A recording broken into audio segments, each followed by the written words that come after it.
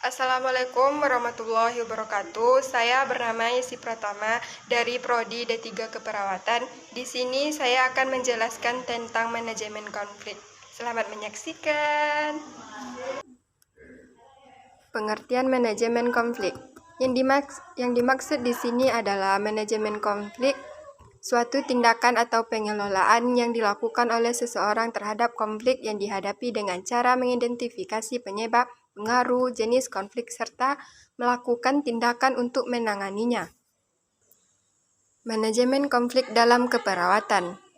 Yang pertama adalah teori konflik. Mari kita jelaskan.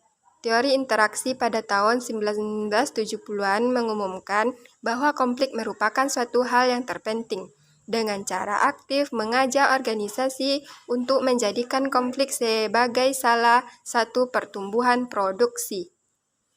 Penyebabnya, yang pertama, batasan pekerjaan yang tidak jelas. Yang kedua, tekanan waktu. Yang ketiga, standar peraturan dan kebijakan yang tidak masuk akal. Yang keempat, pertikaian antara pribadi. Yang kelima, perbedaan status. Yang keenam, harapan yang tidak terwujud. Yang ketujuh, perilaku menentang.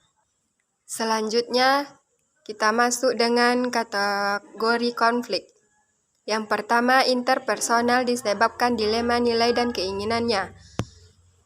Adalah konflik yang terjadi pada individu sendiri akibat dari kompetisi peran. Misalnya, manajer mempunyai konflik interpersonal dengan loyalitas terhadap pekerjaan dan loyalitas kepada pasien. Yang kedua, konflik interpersonal, konflik terjadi antara dua orang atau lebih sebagai bagian dari hubungan dengan orang lain dalam menyelesaikan tugas dan perannya. Kita masuk yang ketiga, konflik intergroup atau antara kelompok. Konflik terjadi antara dua atau lebih dari kelompok orang dalam satu bagian atau organisasi. Selanjutnya, kita masuk ke tipe konflik. Konflik langsung. Yang dimaksud di sini konflik yang terjadi secara langsung dan disebabkan oleh perbedaan pandangan antara satu orang dan orang lain.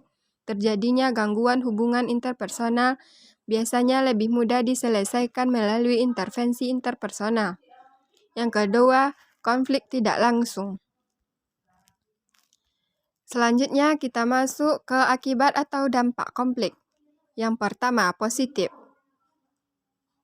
Akibat atau dampak konflik positif berdasarkan meningkatkan kemampuan untuk beradaptasi bila ada konflik yang lebih serius.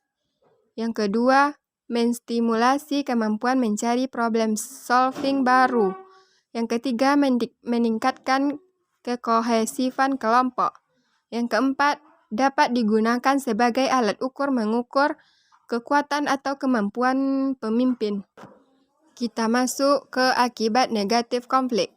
Yang pertama, menurunkan produktivitas kerja perorangan dan atau organisasi. Yang kedua, bila tidak terselesaikan dan berkelanjutan dapat menyebabkan kerusakan kesatuan kerja. Baiklah, itulah penjelasan dari saya. Lebih dan kurang saya mohon maaf. Wabillahi taufik hidayah. Wassalamualaikum warahmatullahi wabarakatuh.